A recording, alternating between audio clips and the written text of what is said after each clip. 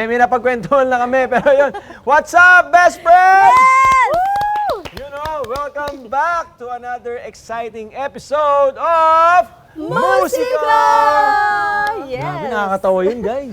Grabe kayo, best friends, ha? Kaya nga, pero sa atin na lang yan. Sa atin lang. Yes, welcome to Miss Musika, where you discover your new favorite artist who gives you good music. At syempre, sama-sama natin i-update ang playlist ninyo with new music that's 100% clean and certified rap.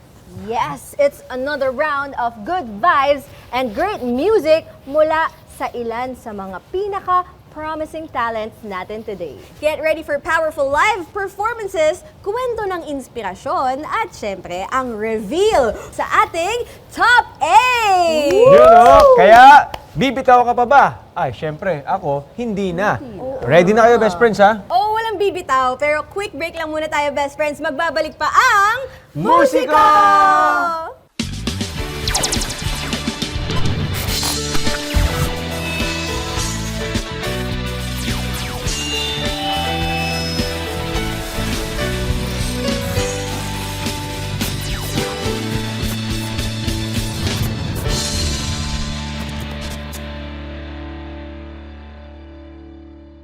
You're still watching Musika!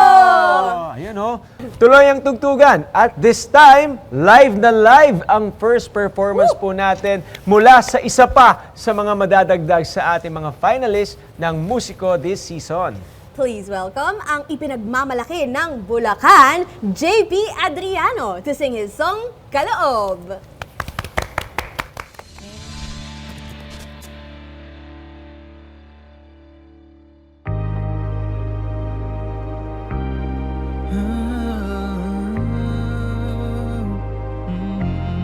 Kaloob sa akin.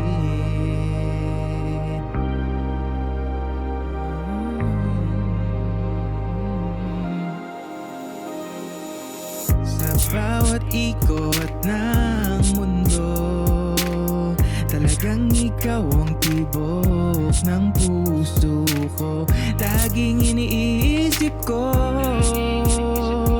na napakapalad ko para magkaroon ng katulad mo. Pipilitin ko na matumbasan ang pag-ibig mo sa akin ilalaan. Pag-ibig mo na aking inasahan, pag-ibig mo na totoo at tapat. Kaya lubos ang pagpapasalamat, pagpapasalamat sa Diyos sa lahat-lahat. Di nagkamali sa paghihintay, nakinig sa mga payo at saway. Hindi ako sumuway, tuloy-tuloy akong umasa.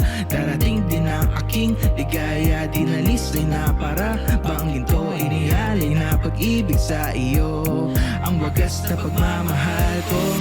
Naghintay ako sa iyong pagdating, kalakip nito ang aking panalangin. At nang ang hiling ay kanyang tugunin, pinangakong iingatan ng kaloob sa akin. Sa akin, sa akin, sa akin, ingatan ko ang kaloob sa akin. Sa akin, sa akin, ingatan ko.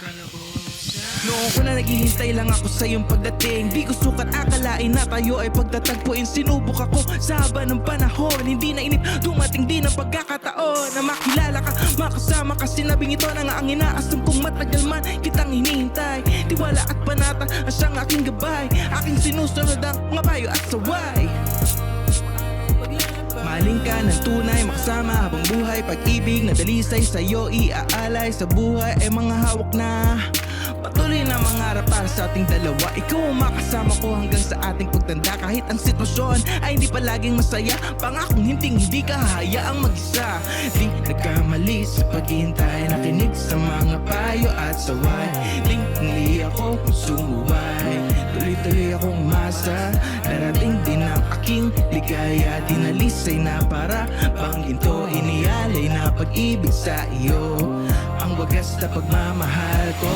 Naghintay ako sa iyong pagdating. Kalakip nito ang aking panalangin.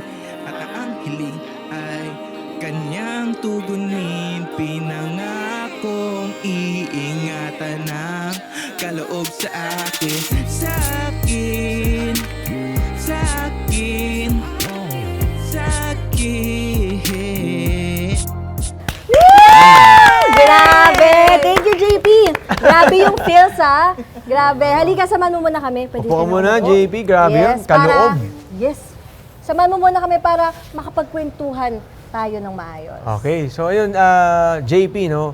We know you represent Buklod. Parehas tayo, Buklod tayo. So, salamat sa pag-represent sa amin. Actually, magka-boses tayo. Nahiya lang ako sabihin kanina. So, ayun, para sa mga best friends nating hindi nakakaalam, yun ay ang mga may asawang miyembro ng Iglesia ni Cristo. Kami po yun, ng mga Buklod. So, through your song, kamusta ang experience mo creating this and finally, performing it here, live? Kamusta ang experience? Naiyak ako. Wala pa ba, sir? Sa experience, siguro masasabi ko sa experience, kinuwento ko sa kanta kung paano yun, sabihin natin love story naming mag-asawa. Napapasmile ako habang nagkikwento siya. Kasi feeling ko nandito yung asawa mo. Nandito siya ngayon. Ayun, kaya pala grabe rin yung ngiti niya. Oo. Sige, kwento. So, siguro share ko na lang din yung mga struggles and achievements ko rin when creating the song. Siguro sa part ng struggle, naghihirap mag-isip ng concept, yun ang first. Then sa beat making and producing, yun yung mahirap din sa part na yun. Pero pinaka-accomplishment ko kasi is when natapos ko siya from scratch, from lyrics and yung mismong beat. And makapag-participate dito sa Musiko, Season 4. Yeah. Finalist pa, di ba? Oo nga eh. First time mo ba makabuo ng kanta from start to finish? From scratch? Hindi naman po first time, but isa to sa mga challenging na song na nagawa ko po. Oh, so talagang bumubuo ka na ng mga kanta noon pa? Yes po, right. Oh, wow. Well, thank you dahil shinare mo yung talent mo dito sa Musiko. At ito nga napansin namin, meron kang linya na naghintay ako sa iyong pagdating. Kalakip nito ang aking panalangin. Oh, tungkol sa pagpapanata, di ba? Pwede mo bang ikwento ang tungkol sa naging pagpapanata mo? Ay, kinikilig na naman ako. Nangingiti. Nangingiti na naman ako. Maiyak pa ako nito eh. So, kahit sino naman sa atin, meron tayong inaantay na siguro love of our life na pagkakaloob. Yun siya. And I'm patiently waiting. And masaya ako nag-aantay ng mga panahon na yun. And tuloy lang sa pagpapanata, kung sinong ibigay, then yun ang kaloob para sa akin. Wow. Alam mo, hindi ko alam pag nagsasalita siya kung natutuwa ba siya o naiiyak na siya eh. Oo, yung boses niya. lang eh. Ganun Parang talaga. paiyak na eh. Oo. Kasi balita ko, 20 years mo daw pinanalangin yung asawa. Uy, wow! 20 years. Ba? Sorry. Hindi, Yes, hindi, mabait kasi to. Actually, personally, Yes. kilala ko siya. Yes. Oo, Kaibigan so namin yan si kaibigan na rin talaga namin yan. Nakasama namin mula ng mga bagets-bagets pa kami. Kaibigan niyo talaga. Oo. Alis na ako. Hindi, kaibigan natin. Kaibigan na Di ba? natin. Di ba, nakikita mo na si Ate Ayu dati, di ba? Best friends na pala kami. Nakikita ka na niya dati pa. Sila yung mga bata-bata. Uy, grabe siya. Hindi, seryoso, totoo.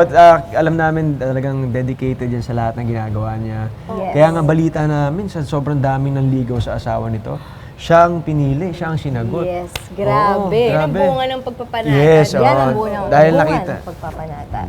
Mabait, tsaka yun nga, mapanalanginin. That's right. JP, alam din naman naming ipinagpanata mo ang pagsali dito sa Musiko. Ngayon naman, tignan naman natin kung paano sinagot ng langit ang kanyang panalangin tungkol sa paglikha ng musika. Let's watch this.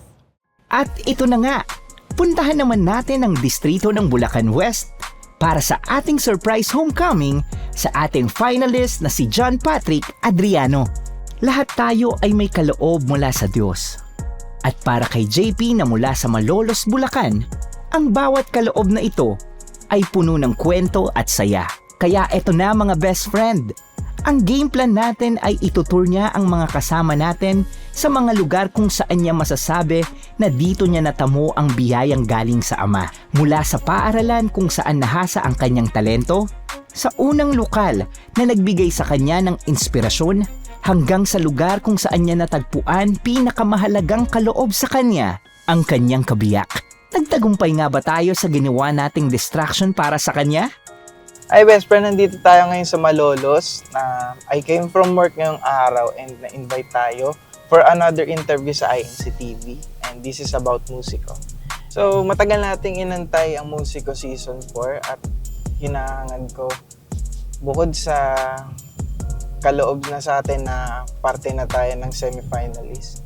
At dahil ready na ang ating stage para sa ating homecoming, hindi na namin kayo bibitinin pa.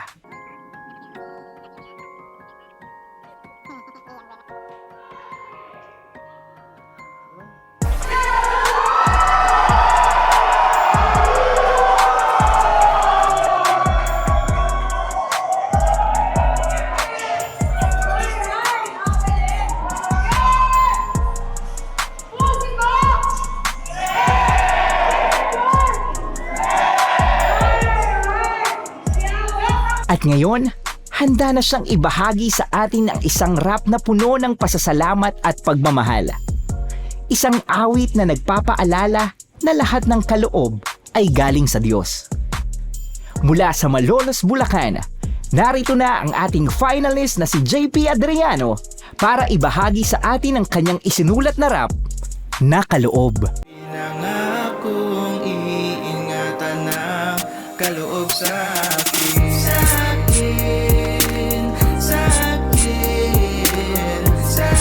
Talagang napaka-talented ng mga Bulakenyo.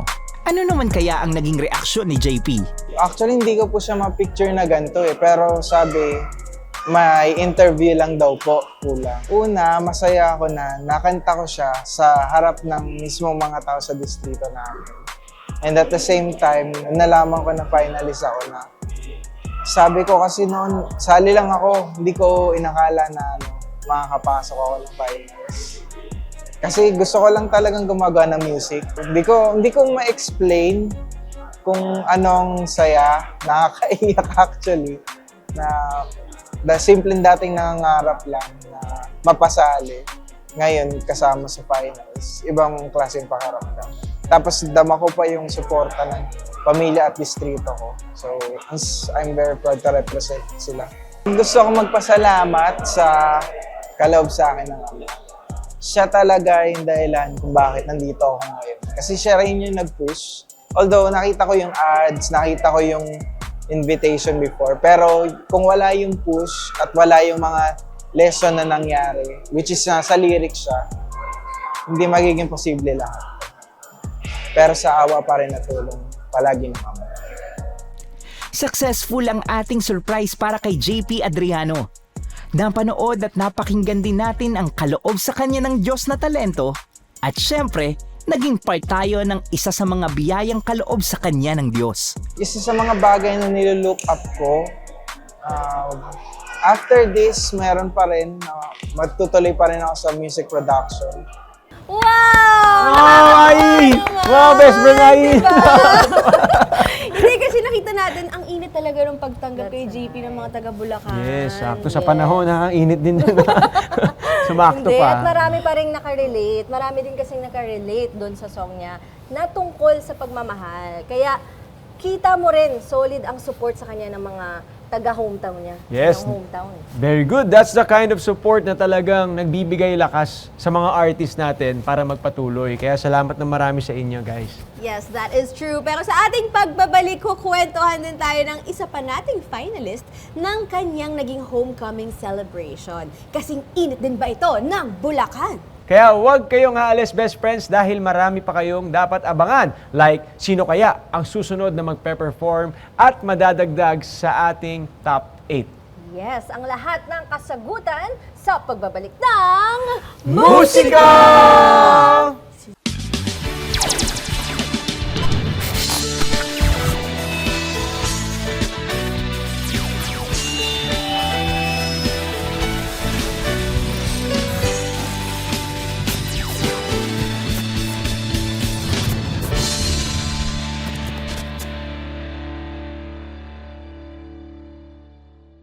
welcome back to Musiko!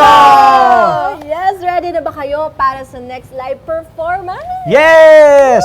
Because this one is full of heart and will give you the feel.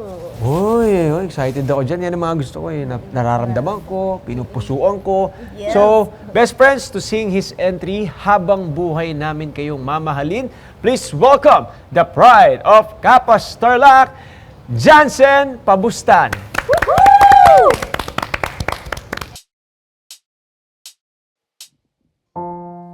Balang araw si Itay ay di na mabibilad sa araw. Balang araw si Inay ay di na mahihirapan kapag kasyahin ang kita ni Itay sa araw-araw. Balang araw si Inay, balang araw si Itay ay makatitigim din ng maginhawang buhay. Kayo ang nag-aruga sa amin mula sa pagkabata, patuloy na gumagabay kahit hanggang pagtanda. Busog sa pangangaral at pagbibigay ng payo na aming dala-dala saan man kami magpunta. Inspirasyon, dedikasyon, kayo ang pinagmulan. Kaya naman mga pangarap aming sinimulan. Batid namin ang inyong hirap, puyat mga pagsasakit para kami itaguyod sa mundong puno ng sakit. Sapagkat kayo'y tiwalang nyo na amin tong makakaya. Kaya ibinigay nyo lahat ng inyong makakaya. Kahit na wala nang matira, kahit isang using mapaglaanan lang ninyo, gusto namin marating. Walang katapat na salapi ang inyong paghihirap. Ngunit dapat namin itong suklian ang pagsisikap namin para sa inyo. O ang lahat ng ito, sapagkat kayo'y magulang namin at mahal namin kayo. Walang araw si Itay, hindi na magbilang sa araw. Di na muling sa kayo ang mga palad. Balang araw si Itay, ay di na maghihirapan ng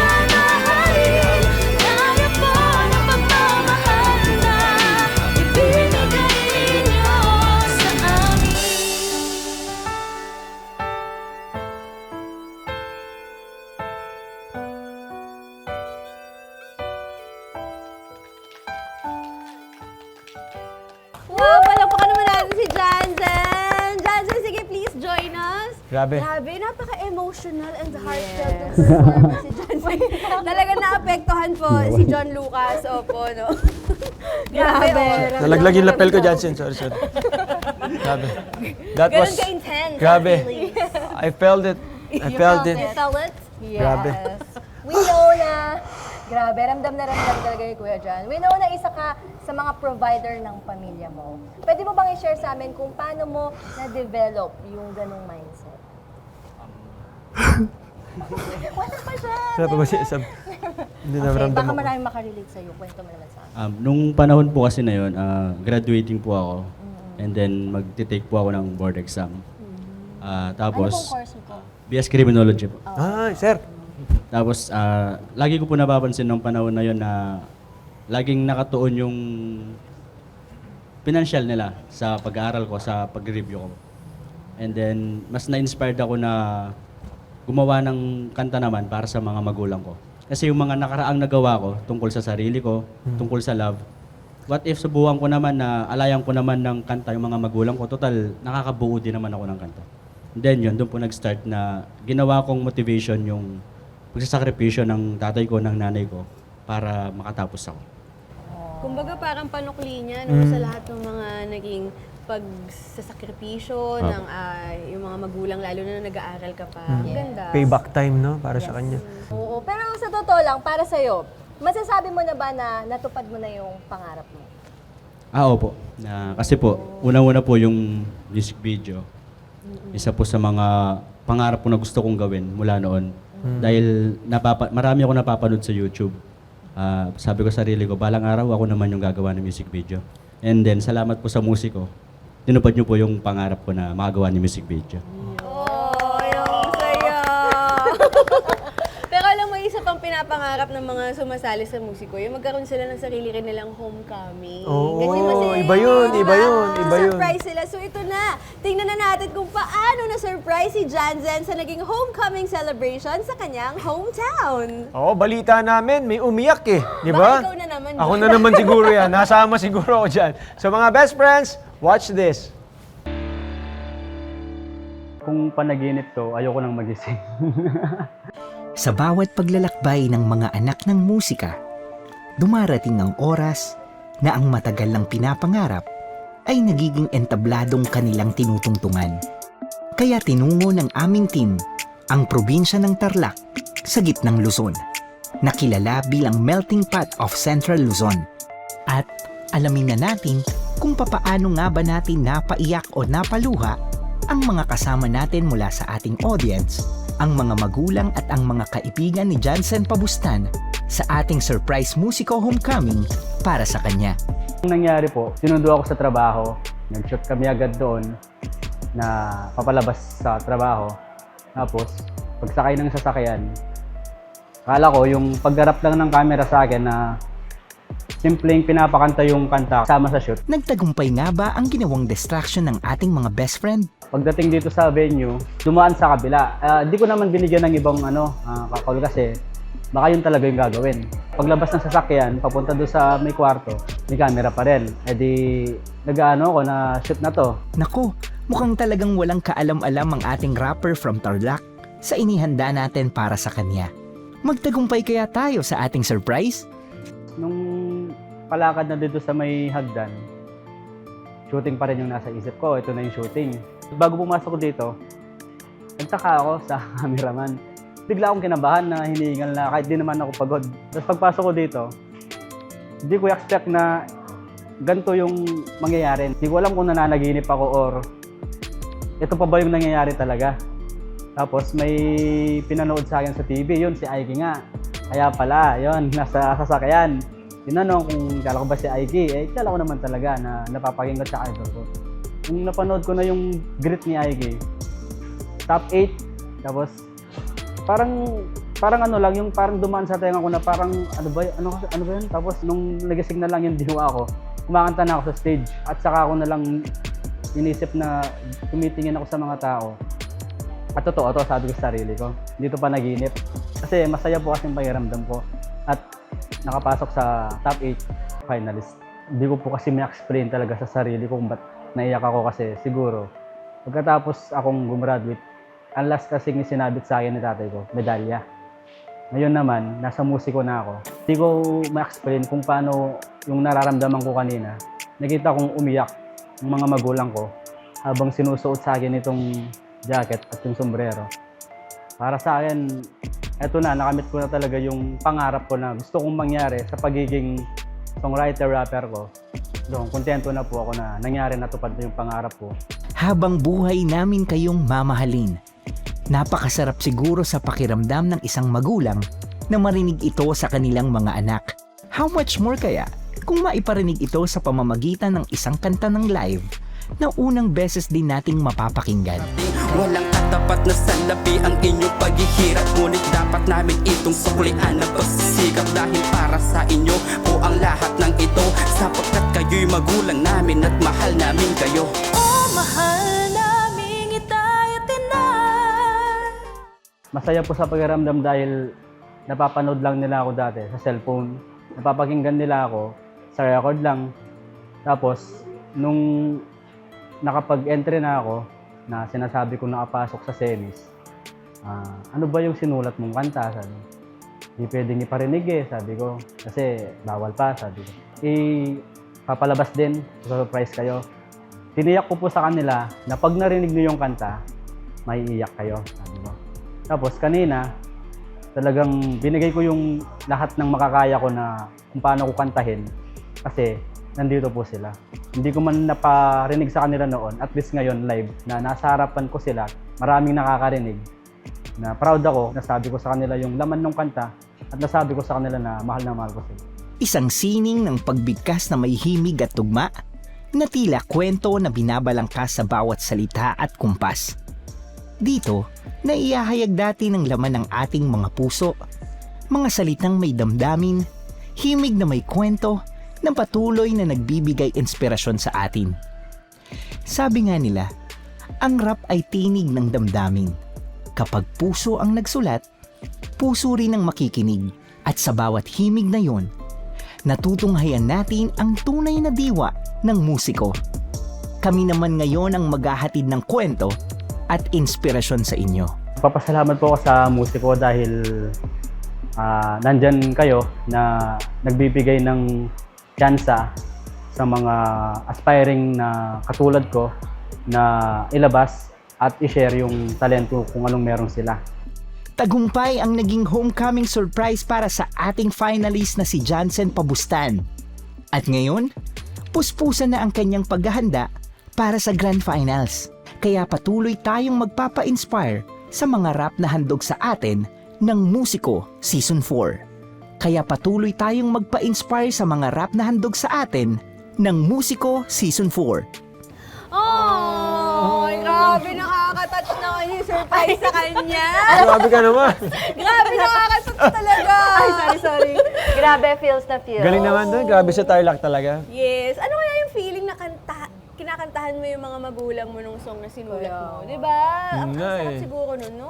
Kaya oo nga, no? Tapos yun pa yung isinali mo sa musiko. Tapos hindi pa nila naririnig doon pa mismo sa announcement ng pagpasok mo sa finals, di ba? Napaka-special. Oo, congratulations talaga, grabe. Congratulations. And I'm sure it must be nice at sure din ako na proud sa'yo ang mga magulang mo. Oh, sure siya nakausap niya talaga. Yes. Oo, Pero sure na no. sure siya. Hindi, Siyempre, Don't forget to watch and rewatch all the performance videos sa INCTV YouTube channel under Musiko. At syempre, abangan ninyo ang top 8 songs sa Spotify. Social. Yes. Spotify. Yes. at Spotify. Spotify. ganun. Spotify.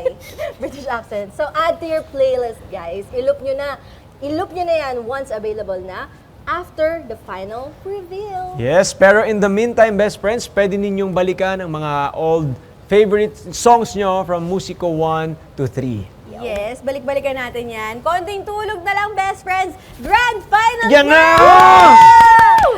Kaya naman, make sure laging nakatutok sa Musiko para suportahan ang inyong pambato. Ako po, si Ai. And let's keep supporting music with purpose at mga artists na may puso at talent dito lamang sa favorite show ninyo where you discover new music and new artists who gives you good music. Ako po, si Bambi. At ako naman si John Lucas. Best friends, see you again next week. Same place, same time. Tuloy-tuloy lang po ang panonood at suporta dahil malapit na nating makilala kung sino ang susunod na tatanghaling Grand Champion dito lang sa Musiko!